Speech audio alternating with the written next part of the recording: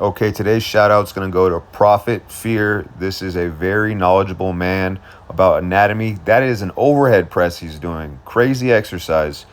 He comes up with very unique exercises, thinks out of the box, is not afraid to try different things with large range of motions. Check out his channel, you'll definitely learn something. Okay, welcome today. 184 body weight is down to 224.8. Look at Barker just peeing on my stuff. Man, Barker. Okay, first exercise here is a standing knee raise with 80 pounds. This is heavy as I go. Previous best was 6, and we pushed this to 8. Obviously, these are going to be ugly reps. It's the top end of the weight here. Yeah, as far as yesterday went, I was so exhausted after that deadlift workout. I basically didn't have meal 2 or 3. I was just lying in bed. I felt really bad. I couldn't even get up. I ended up falling asleep, and then I woke up at 5 in the morning, and then I ended up getting the pasta that my brother had made. Okay, these are max singles. That's 140 pounds. We take 4 sets of 1 here. Yeah, so it rained yesterday, so these handles are spinning. So obviously it wasn't ideal conditions there. Luckily, my abs feeling a little bit better. The strained ab wasn't affecting me as much. Rep 1 and 4 probably the best. I mean, with shoes on, 140 was my goal at this heavier body weight. 140 was my goal without shoes on the test day. Okay, this was inside the rack, just filled with baby spiders. But going back to the point with the chin-ups, based on how I hit 136 and a quarter for a double the other day, obviously I was hoping the chin-ups to move a little bit better. I will test it in 2 days from now. Obviously, I'm still dealing with the bicep, which even though I'm telling it to pull at 100%, obviously I'm feeling it. There's some sort of shutdown going on there. But at the end of the day, we already got the 140-pound chin-up on the board. We'll go shoeless. Like I said, my best is a very clean 145 and a 146 and a quarter, but I want my maxes to be done clean. So I don't know. We'll see on the day on Friday if I just take 142 or whatever. So yeah, the goal of the day was to freshen up, right? So let's take singles here on the rack pull. We hit 525 the other day, which was an all-time PR.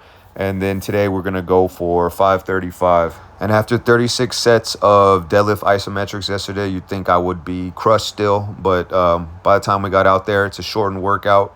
Don't matter. Feel great.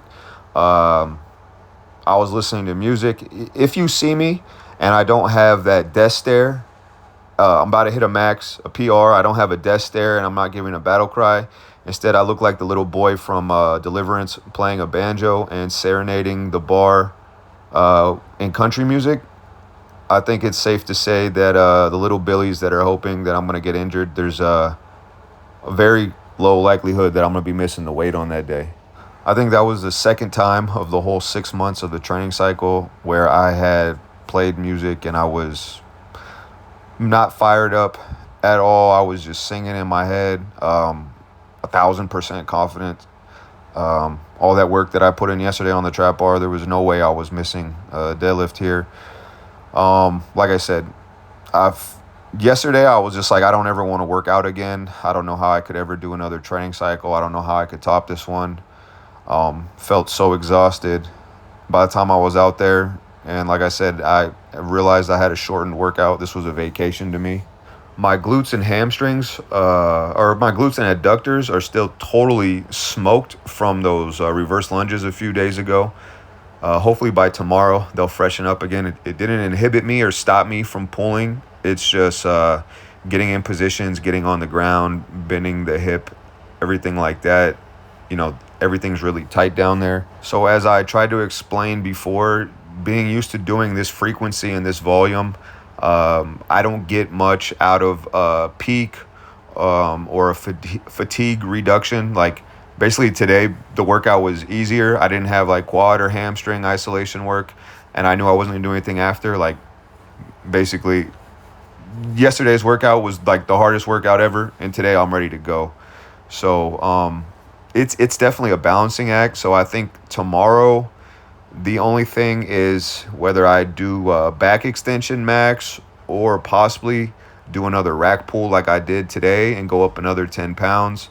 Again, I'm 36 pounds up from my previous best on these, and I'm at a lighter body weight now. I don't know how. So that's the question. The overhead press does, from the other day, got my QL tight. Obviously, I do my exercises every day. And this final max pull got my QL a little bit. So, both back extensions and rack pulls will make it tight though. So yeah, I'm really trying to figure out what to do tomorrow. If anyone has any input, I mean, I'm just going to continue thinking about it anyway, but if anyone has any input, I'd be interesting to read it. And then again, Friday, I believe I'm just going to do some belt squat isometrics, maybe just 6 rounds, and then call it there for Saturday. And at the end of this video, I have a quick clip for Chris Abbott.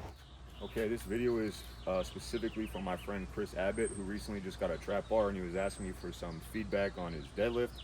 So I'm making a video to help illustrate it a little bit better. I wasn't saying that there was anything wrong with what your legs were doing necessarily, and I was not telling you to change the angle of your back because that looked good. So again, I am not telling you to put it straighter or arch it more or do anything like that. The position was 100% fine. I want you to continue doing exactly what you're doing, and your body will figure out the correct way for you. But I want you to focus on driving as hard as you can with your legs through the ground, right? We're not extending the knee, not saying you were doing this, but not extending the knee, but we're pushing through the ground.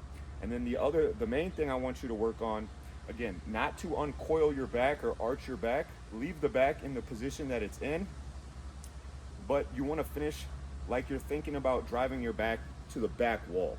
So you were finishing here, and when the weight gets heavier, you might come up on your toes, or it might force you to round your back too much. Just as even as hard as you're driving your legs in the ground, you need to be driving your back to the back wall. So here, right, almost if there's no weight, I would fall over backwards. You were finishing a little bit out here. And let me illustrate that in one other way. Okay, and I'm not telling you to jerk into the bar, but once you're locked into the bar, I want you to focus on completing the rep on the way up as fast as you can. Now you can picture like you're in a leg press, like this. And as your legs are driving away, you need to drive your back backwards at the same time. Obviously I can't do this or I'm gonna fall, but imagine if you had a back pad and the rep finishes on the ground. As you drive your legs away, you want your back to finish back there.